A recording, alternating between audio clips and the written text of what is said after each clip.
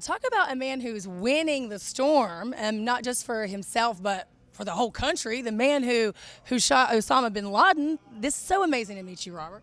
Thank you. It's great to meet you too. So what did you share on stage with the people at Win the Storm? Just why we were good, why we were successful, and how you can do the same thing. It's all mindset. So what has been your experience of Win the Storm? This is your first time here? Yes, my first time. I love it. No, these are great people.